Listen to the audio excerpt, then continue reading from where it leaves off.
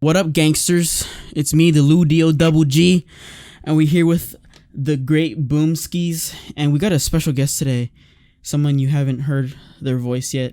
They've been around in the streams if you watch the Angry Belly streams, but we got the real Slim Katie here. Real Slim Katie, will you please stand up?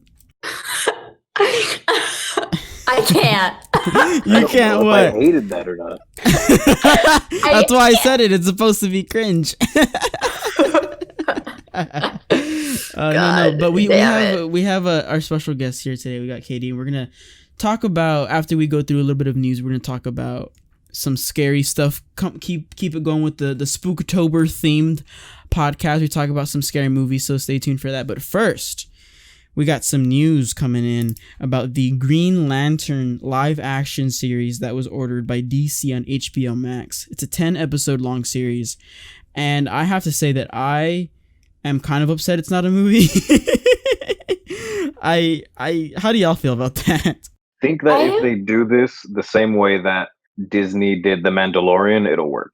So in the sense that every episode is a different kind of short story, but that's all that they're all within like chunks of telling the larger story. Yeah, because it looks like from what they've announced that there's a lot of lanterns involved in it. Actually, that was actually kind of my worry is something like that, because I mean, are they gonna be able to juggle all these different storylines? I mean, they can all be obviously in the same storyline, right? But it's just a lot to juggle, and I don't know, I guess. Yeah, I feel like Jon Stewart deserves his own movie, for example, right? Like, I kind of would like to see that. Mm-hmm. But also, the Green Lantern is not just Jon Stewart. Like, this is the Green Lantern Corps, really. So, you know, it's more than one. But I guess we're just so used to, like, Hal Jordan and Jon Stewart that I can't help but be like, man, I kind of wish it was a movie. But I understand what you're saying as well. As long as, they kind of do that Mandalorian kind of, like Katie said, chunks of it within the show. So I think that if we get, like, one or even two lanterns an episode doing their own things, and then in like the last 2 or 3 episodes they all come together and fight Sinestro and stuff. Sinestro, cool.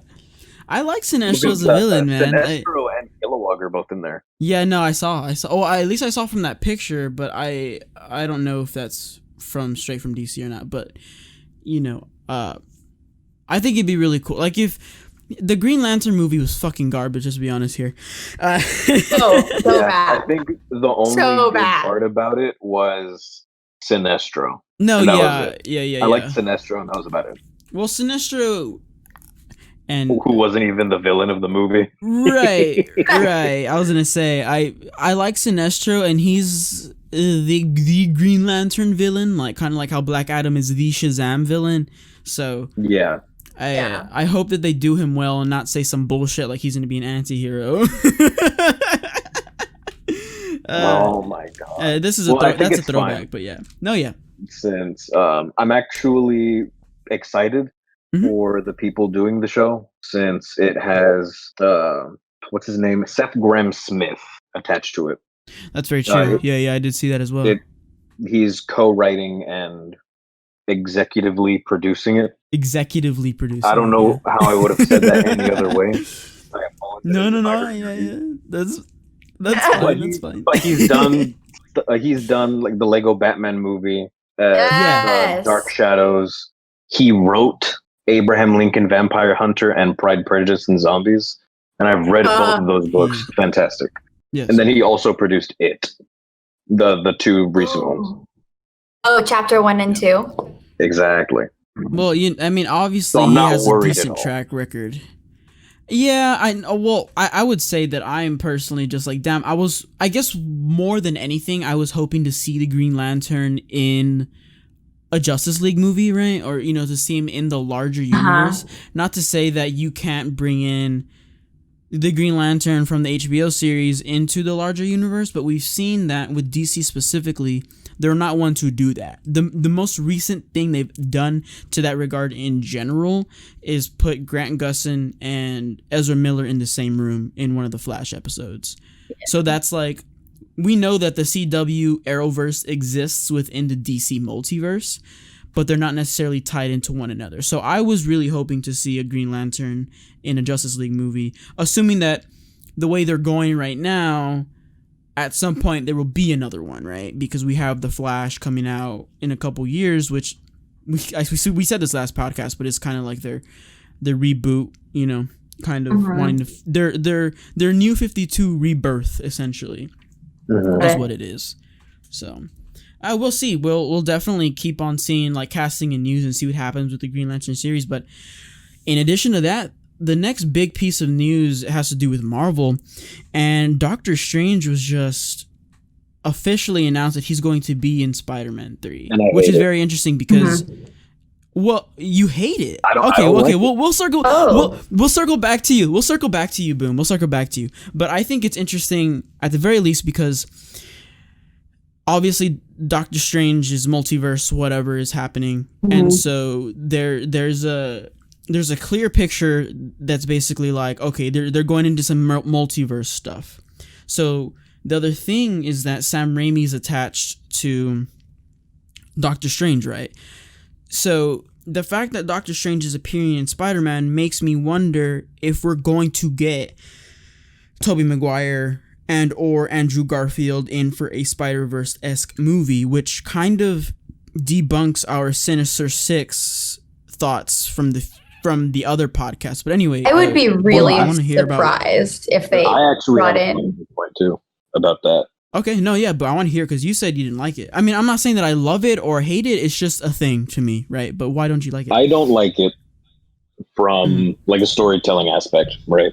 Because this is a trilogy. In the first movie, he had no idea what was going on. He was screwing up everywhere. Tony had to get mad at him and was playing that mentor role like since Civil War. I see where you're going with this. In the second movie, Tony's gone, no more mentor.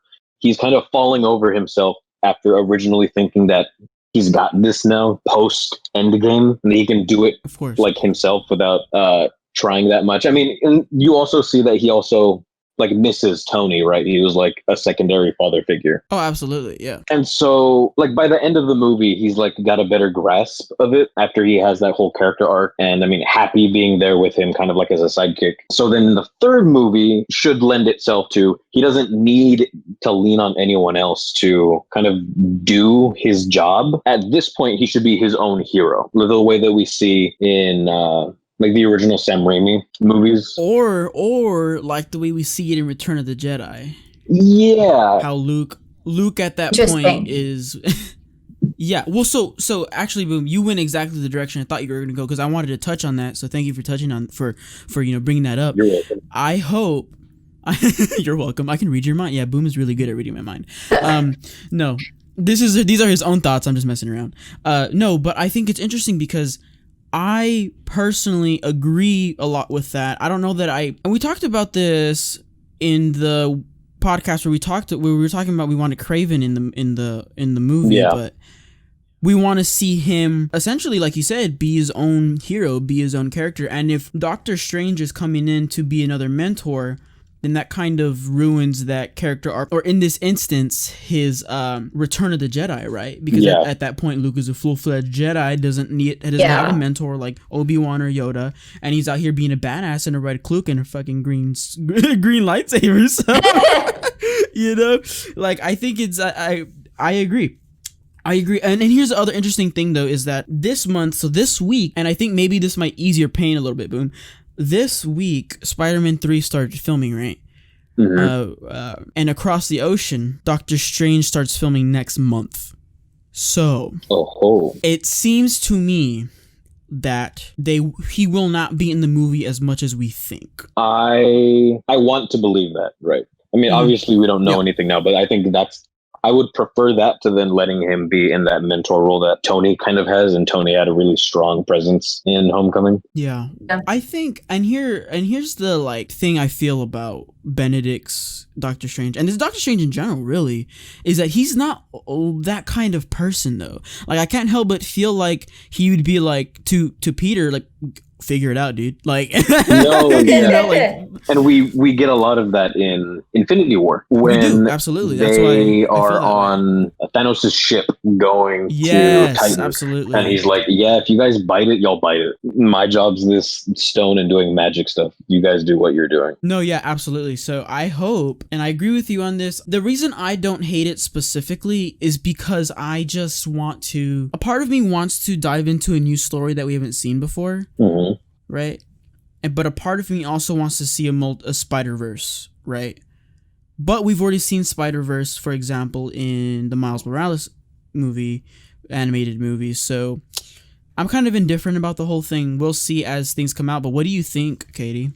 You mentioned earlier the idea of bringing Tobey Maguire and Andrew Garfield into a multiverse, and I really doubt that would happen. There's a lot of speculation, so why don't you think there will be? Because I think with those different franchises, they worked so hard to make them different from each other. You know what I mean? Right. Like they wanted these Peter Parkers to be so different, and they're like, okay, let's play around with, let's play around with MJ and let's play around with Gwen Stacy. And they're like, but we're going to make them feel completely different. I mean, in reality, like the actual differences between the characters they created, I mean, mentally are not that drastic, but I don't know, but I love the idea you brought up of having a Sam Raimi multiverse. Like, that would just be one massive crock pot of characters. And the last time Sam Raimi, this is my other worry too, that, in this conversation, the last time that we had a Sam Raimi hodgepodge of characters didn't go so well. But at the same time, and we're talking about Spider-Man 3 specifically. Yes. So it's gonna be with that being said though, that was the studio, right? That was Sony being like, we want Venom, put Venom in here. And otherwise Sam Raimi already wrote these next two movies, which included the Vulture in the fourth one, which we didn't end up seeing. But yeah, it was supposed to involve Vulture, Mysterio, and Black Cat, from what I remember. Exactly, which would have a whole different, ball game. But this was the studio, so assuming that he's given the creative freedom to do whatever, like maybe James Gunn is given, or the Russo brothers to an extent as well, then maybe it could be okay. But I think it'd be very interesting to see a Tobey Maguire and Andrew Garfield come into play, because I did see a rumor that I was reading about. These are rumors, right? That they were already signed on to play and they're coming back in some capacity. Mm-hmm. Really? The rumor that I saw, and now take this with a grain of salt. And actually, I'm gonna say what site this was on, because when I say the site, y'all are gonna be like, oh, Jesus Christ. CBR, Kotaku. No, not Kotaku. That might even be a little more better, anyways. So really? It was on Fandom Wire. It was on Fandom Wire. I'm looking at the article right now. So the article was basically like they're gonna come in at the fourth act, or third and fourth act, to then fight off all of the Spider-Man's foes to help him. Which if that is what, because they're saying sources tell them, right? Who fucking knows what that even means? It's sources. Well, it's their sources. I don't like that idea, just because it's like it's the same conversation we were having earlier of. Peter's not his own Spider-Man at that point. Like, he's not dealing with his problems by himself as he should be, so that kind of, I don't know, that makes me feel a little if it's cameos, I'm more open to it. I do like the idea of the three Spider-Men together, because, well, for the other two, for what would have ended up being Spider-Man 4 and then Amazing Spider-Man 3, we're pretty much going to end up being Spider-Man versus a team of villains. In one of them, they were leading to the Sinister Six. Spider-Man 4 was going to be like half of the six. But I think it's neat to kind of like bring them in to fight. Because if this is going to be a Sinister Six movie, I think it's cool to have the other two come fight the Sinister Six with him, to kind of round out those as well, like what would have been. Ultimately, though, for me specifically, and we'll after especially we kind of talk since it's the same Electro between Amazing and this one. Right. And I'd actually like to say, before I say the next thing, is that Jamie Foxx put on Twitter, "Don't worry, it's not going to be blue CGI," but they had him take off that Instagram post. So that's interesting, because that same article I was talking about also said that it's the same Electro. Yeah. But Jamie Foxx said it wasn't. So again, I take that with a grain of salt. I don't know how truthful that is, and we'll see in the coming days because of set photos are going to release. But for me to really feel like happy with the whole team up and versus the Sinister Six, I need the Andrew Garfield and I need Tobey Maguire at some point in the fight to be taken out and Peter's left alone. Our Peter right now in the continuity left alone to fight all 6 of them by himself and ultimately triumph, winning. Yeah. I don't know if this Peter is there yet, I don't know either. I think he's definitely the weakest of the 3. I think there's I would think so. The only legs up that he has over the other ones are his tech. His gadgets are way better. Oh, absolutely. Other than that, the other 2 I think are stronger. It's also his lack of confidence, Yeah, that too. Yeah, which if you really look deep into Far From Home, and this is really stretching, you see he kind of conquers that. Especially in the end. Yeah. Oh, yeah. He's starting to come into himself, slowly but surely. Yeah. But we'll see. I hope that everything goes well. I hope the last villain, assuming that it is a Sinister Six movie, will be a cool villain. I hope that Marvel and Sony are doing this right rather than rushing something so he can just go back to Sony and they can do whatever the hell they want with him. Yeah. I hope it's a decent movie because we haven't had a good Spider-Man 3 ever. There's only been one Spider-Man 3 and that was fucking garbage. So by technicality, the third one for the Amazing Spider-Man didn't even happen. Yeah, by technicality, it's a 100% by sheer rate. technicality. Right. So, anyways, thanks for talking about that Spider-Man stuff, but we're going to move on to our Spooktober part of the podcast, and we're going to go do a little bit of around the room, a little discussion here of what our favorite, I guess maybe not our favorite, but maybe a scary movie that we all really just like in general. We'll talk about it. And then maybe get some, feedback on how other people feel about it. But with that being said, I'm going to go first because this is my podcast. You got it, this is Boom and I's podcast. Yeah, I'm just kidding. I love you, Boom. No, you're not. Please, you can take half. You can take half my money. Goddammit. I agree. No. So my first pick is going to be The Conjuring. Okay, and I guess The Conjuring is relatively new in comparison to maybe The Exorcist, right? Movies like that. Mm-hmm. I like it a lot, and I always kind of bring up this scene whenever we talk about scary movies that I like with friends or whatever. It's the clapping scene from The Conjuring. Mm-hmm. Again, it's like that conversation and that we had during the streams, Boom, of this, you're taking something rather innocent and making it scary, right? So like a school in this instance of Outlast 2, of it's innocent, there's children around, it's always full, but because it is the way that it is, you're contrasting it extremely hard with a demon inside of an empty school, you're even more scared of it. And I will say this, I'm not gonna lie, scary movies, I don't really ever feel scared in them. I more look for the design aspects and how moments were really like cultivated and made and put together, because that really interests me.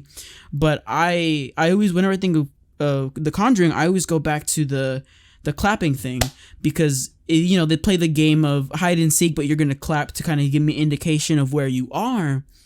And so, and this is kind of in the beginning, and I say this scene because it hooked me into stay awake during a scary movie. I always fall asleep during scary movies, and B, because I just thought it was interesting, right? Like and so they did the whole clapping thing, and I didn't think from the beginning when they were playing the game that it would turn into something rather sinister. And so the demon within the house uses that against them to then try to take the daughter, right?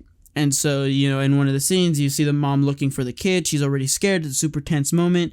You see these ugly ass hands come out of the closet and just clap. And at that moment, I was like, holy shit, dude. Like, that's kind of scary. Like, no, because you assume, like, you assume that this is your daughter. Like, you are communicating in some way with your daughter, who is innocent, who is a child. And then boom, you take that contrast and automatically it's a demonic thing, and it's just insanely scary. And so that was the starting point for me with The Conjuring specifically. And as you go throughout the movie, you kind of they kind of towards the end lean into the, okay, we're here's the demon, let's be super loud and scary and high-paced music and anxiety-inducing sound effects and stuff like that, because they really lean into that towards the end. But there's really just a buildup of a lot of like I said, a lot of rather innocent things turned into scary things. And I think Conjuring did this really well, where they had the little boy who again was rather innocent, but he also seemed kind of scary because you could only see him through the toy, like his toy that he would play with. You would see him in the background. To an extent, he was kind of trying to communicate and lead the main characters in such a way that would indicate, okay, here's what happened and here was the story. But, you don't know that at first. All you see is like a what you might even think is a demon child at that point.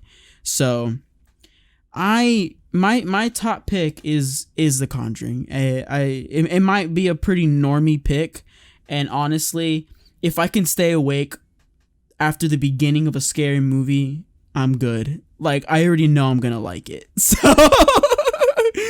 that's my pick. Boom, what's your pick?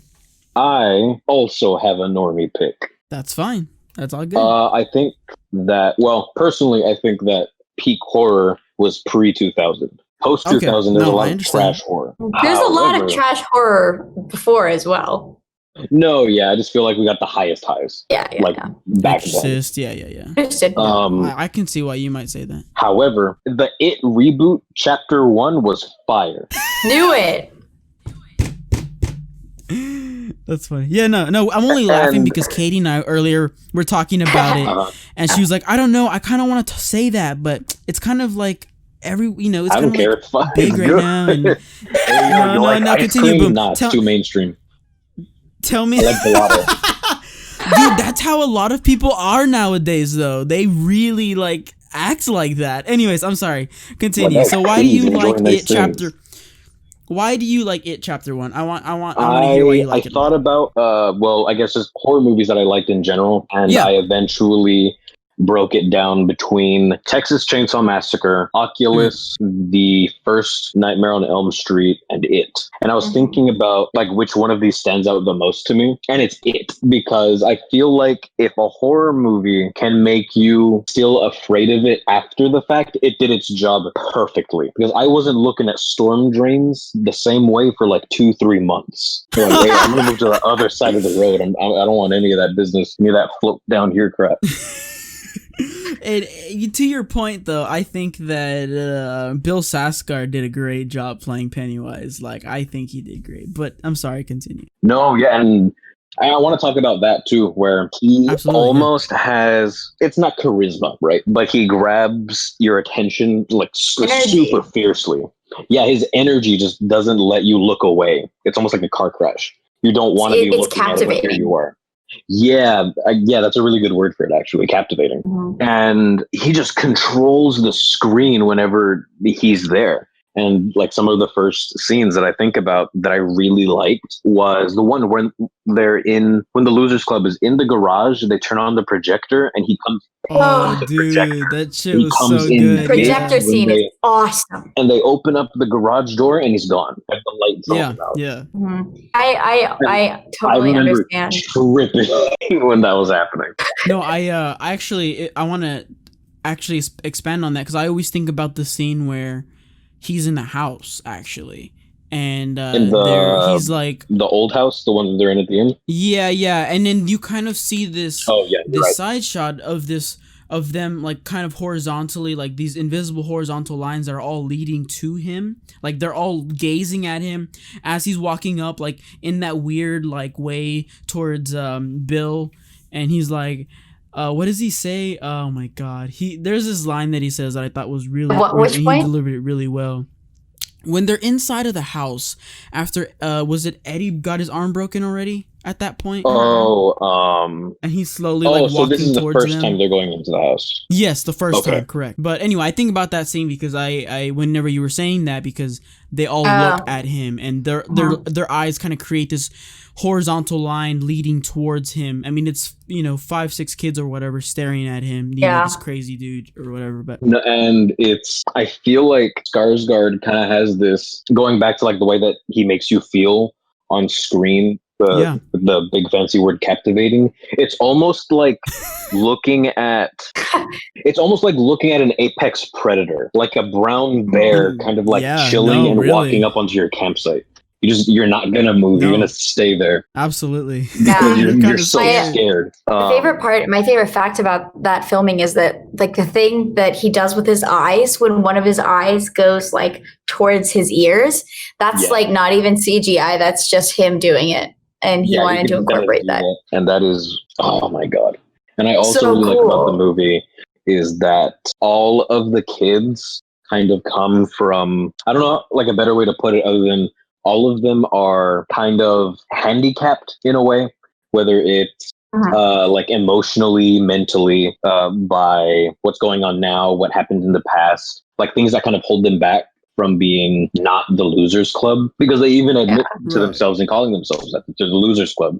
They're a bunch of self-proclaimed losers because they don't think that high of themselves to begin with. And it's cool to me that even though they kind of have that mentality of themselves, and a lot of it is kind of true, in a sense, that they are then able to kind of muster up the strength to fight what's basically a celestial demon from like the beginning of time or something. Yeah. I literally love how in chapter 1, I love horror movies that have like a great sense of character. And so I know who I'm rooting for, and I actually care about what's going to happen to them because I'm invested in their story. That's what'll keep me going. Like I love a horror movie with a good hook in the first 5 minutes, but if I don't care about the characters, then I'm going to lose interest really soon. And that's what I love. And even in chapter 2, what I love about chapter 2 is how the adults take the characters that were established by the kids and like fully flesh them out into this way that it just feels so well-rounded. As a pair of movies, and fantastic. I think honestly, to that point as well, Katie, in these movies, and of course this is Stephen King's writing, of course, but in a lot of horror movies, you have your typical cheerleader, right? And then you're this like couple who the boyfriend's an asshole, so you really want him to die. Like, the abusive boyfriend, right? The one guy who actually, the guy who likes the girlfriend. Right, and then you have the one dude who actually doesn't care, but ends up caring and being a hero at the end. Like you have you in a lot of those movies, you have the diversity cast that always ends up dead first. Right.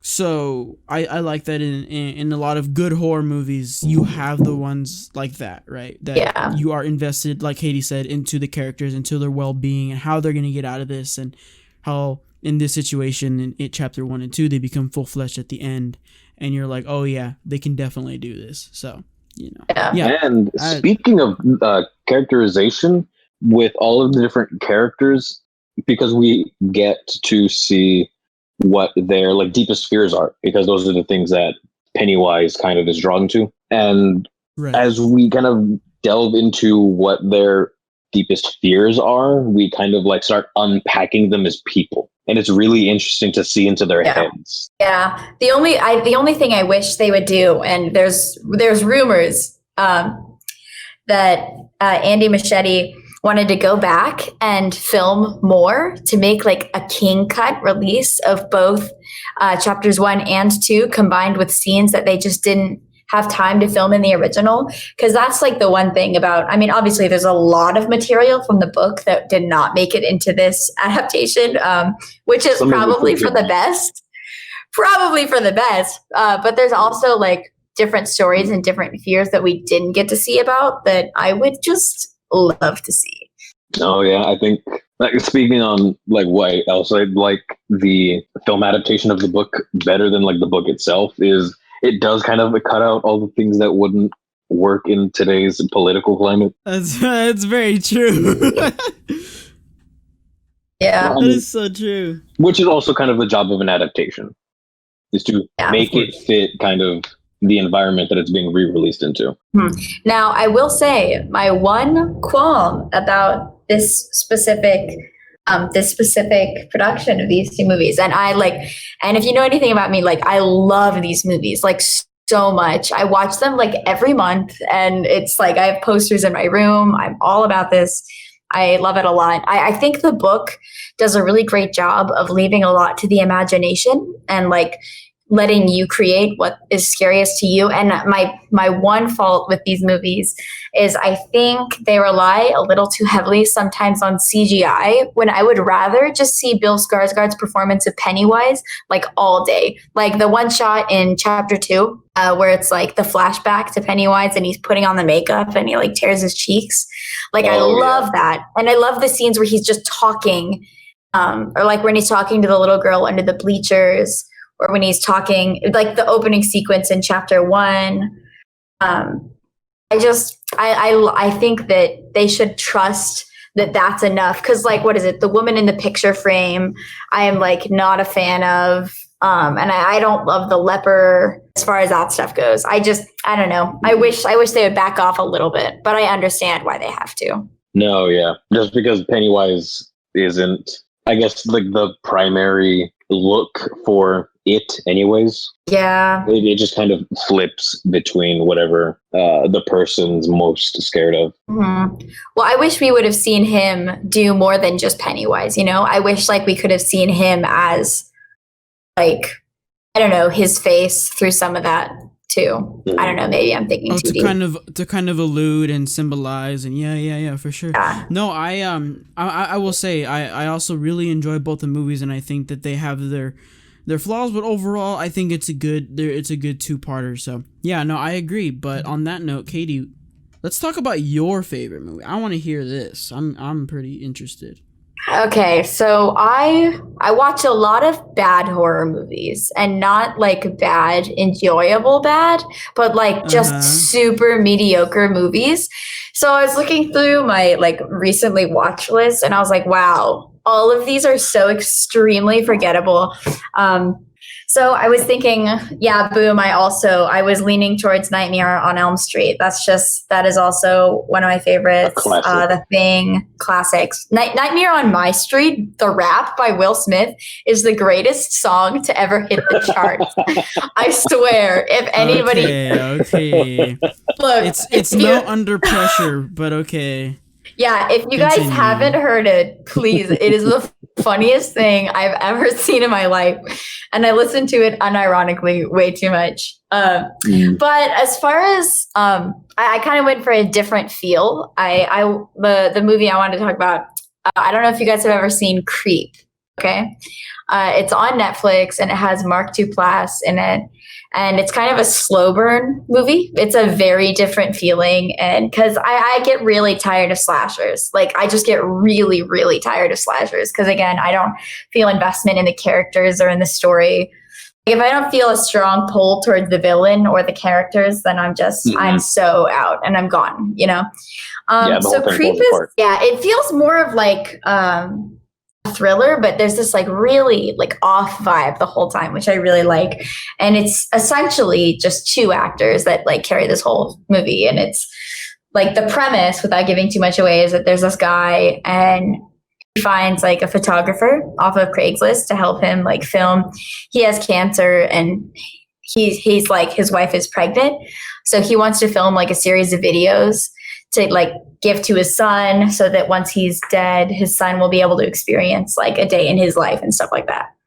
So obviously that's, you know, without trying to reveal too much, that's not quite what it seems. And then it gets to this like weird, awkward relationship between these two people. And, you know, the videographer doesn't quite know how to leave and get out of the situation. And I like it. I like that they don't try to play gore all the time. Because sometimes I'll watch a movie and I'll be like, I feel like they made this entire movie because they knew how to do this one effect and like wanted to play off of it. but it's like not really gore based and it's not jump scare based. It's all psychological, and it just lets like, I don't know, it just lets you feel what they're feeling, which is why I like it. And I know a lot of people don't like it because a lot of people think it's kind of slow, but I think that's part of why I enjoy the change of pace. Yeah. Okay. No, I hear you. I mean, it really, everyone who's listening, it's all perspective, and unless you have a bad opinion, we don't care. I'm just kidding. No, no, all of your all takes except bad takes are accepted here. Yeah, they're all accepted here. So no, but I totally get that. The change of pace is something you do want to look for, right? Because it's nice. It's cool when you have jump scares and you have anxiety inducing situations that make you uncomfortable or whatever. Like that's always nice. But then it's always interesting when you can craft a scary movie in such a way that you're able to get away from all those normal. Same way of doing things is essentially what I'm trying to say. So yeah, thank you for bringing that out there. Yeah, there's also just like such a short list of horror movies that I enjoy because I take them seriously. You know what I mean? Like a lot of horror movies I'll enjoy because I think they're funny, or like I'm having fun. Making fun of it. But this movie I actually enjoy because I take it seriously. Mm. No, yeah, I totally understand. But on that note, we're gonna go to we're gonna talk about some horror movies that we maybe enjoyed, but not in the same way we enjoyed these first three. So we're gonna do the same thing again. I'm gonna start first. So as we all know, the Leprechaun movies fire are they're definitely something, man. They should be put on. They should be put on fire. Okay, no. So the first one I'm gonna bring to the table. So we have is one of the Leprechaun movies. So we have the first one, whatever, right? Did its job. Yeah. Jennifer Aniston was in it, whatever. Then I watched I watched them all, right? And then the fourth one though, it's called Leprechauns in the Hood, or Leprechaun in the Hood. And it starts off as a leprechaun, right? Like they find him, wherever. I think maybe like in a sewer or something like that. And all these gangsters, right? And you can just imagine what ethnicity they are. Most of these characters. And this movie definitely coming out today would not fly today. It definitely would not. The things that the leprechaun says, the stereotypes that are played around with in this movie, they're just straight up like really racist and just tasteless and god awful. So this is definitely not I would recommend watching it just so you can see then versus now, right? I guess. But it's also just one of those movies. It's just not a good movie. But anyways, in addition, it's very laughable, and it's like a really cringy laugh. Like he might say something in the movie like, "Oh yo, what's up, dog?" Like the leprechaun says some shit like that. So it's kind of like that. Anyway, so in the beginning of the movie, they find him in the in like some sewer, like I said, or whatever, and then these guys go ahead and steal like his gold, right? And whenever you take this, I believe it's a necklace off of him, he comes to life, and he's like, "Oh, where's me gold? Like, where's my necklace?" And so he's going around looking for said necklace, and on his rampage, he's in the hood because that's where the necklace ends up being at, in the hood, or the whatever thing that causes him to stay and be happy in his stone figure. I guess, I don't know, which is it's a very large step from the first movie, because the first movie he's like in a crate, I think, right? And then they have a 4-leaf clover just on top of the crate so he doesn't get out, which is a pretty inefficient way to lock away the leprechaun. Maybe you just touch him with it and kill it. I don't know. Whatever. Yeah. But in this situation, they've been doing that for like all of the movies too. Like, hey, yo, put him in a box. Right. He's like a statue in this one or whatever. Which is already a step away. And I don't know, you can even argue the point and say Leprechaun in Space is worse, because at some point we see like a 20-foot tall leprechaun. I don't even know what the fuck that was, to be honest with you. But Leprechaun in the Hood, the fourth Leprechaun movie, if you want to see a just insanely bad movie script-wise, bad movie acting-wise, and just very tasteless and just bad all around, watch Leprechaun in the Hood. It is hysterical, and it's just bottom tier filmmaking. I'm done with that. Your turn, Boom. All right. So I wanted to originally talk about Jason X. Right, you did mention that. However, I couldn't neglect talking about The Nun. That's a recent one. That's a recent one. You're gonna hurt some people with that one. Go.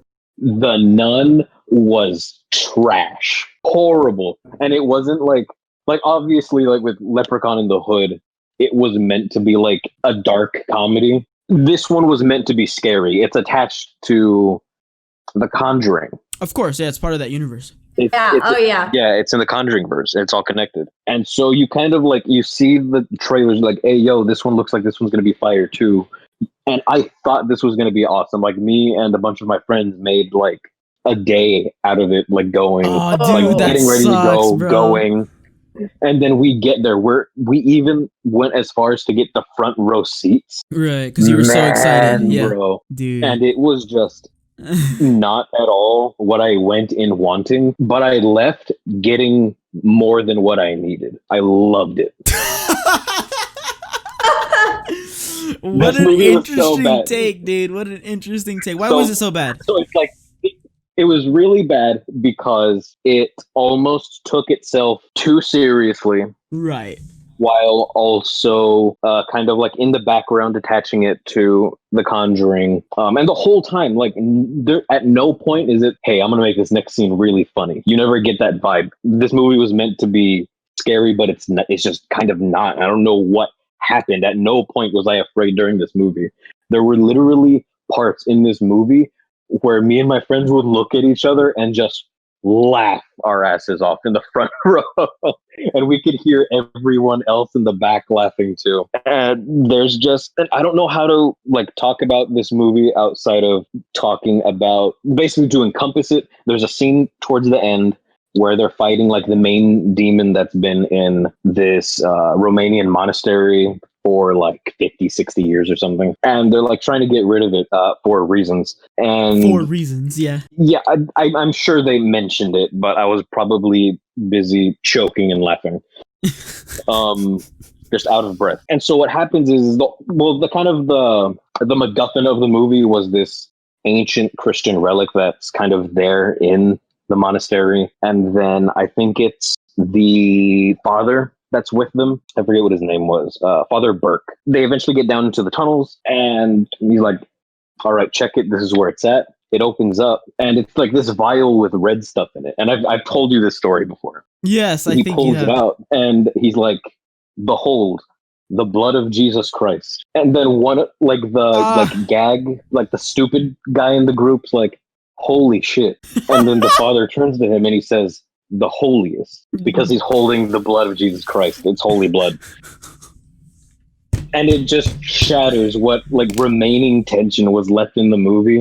And we were just laughing through the rest of it. There's another scene where the last of like the living nuns and like the main group are in kind of the like the main place in the monastery where they do all like the services and stuff. Yeah. And they bar the doors and everything. But this is like all after all of them march in formation in two straight lines like soldiers inside. And you could almost put it to like Pokemon Route 1 music and it would just be hilarious. So needless to say, The Nun was just a funny movie and you loved it for that reason. And I totally respect that, man. There are definitely a lot of movies like that. But Katie, I want to hear what yours is next. Okay. This was so hard for me to decide what I wanted to talk about. I'm sure it was. It was so hard because it's just like such a long list of just awful, awful movies. And I will give some honorable mentions. Truth or Dare. There's the 2006 one and the 2018 one. Both of them are just horrible.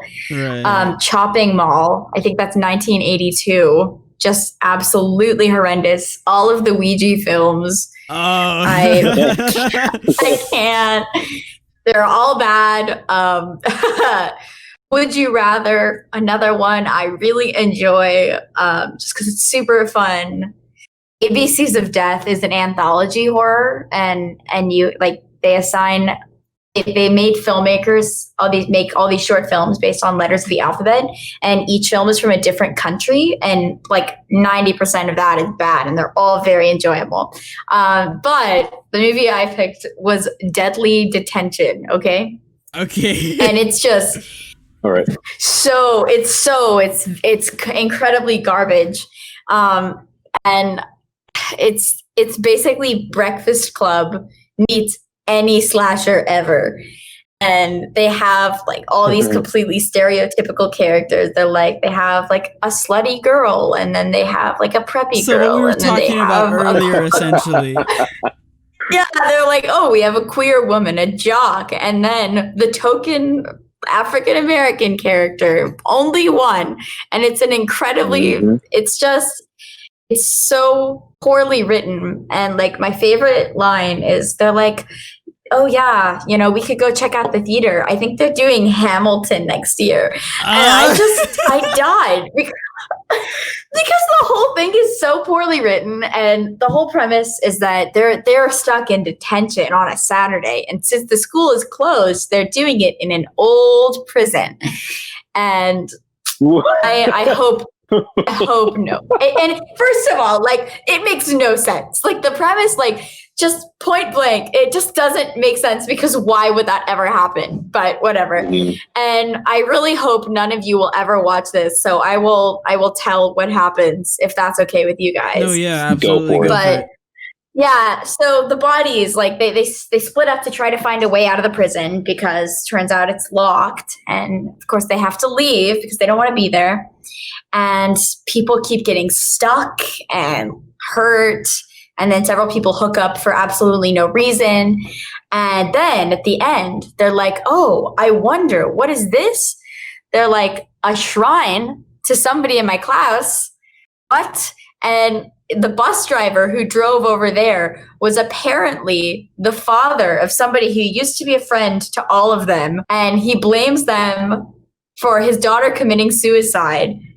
And then I was essentially like, yeah, that's why, even though none of them were friends at the beginning of the movie, none of them knew each other and none of them were friends. But apparently all of them were individually her closest friends.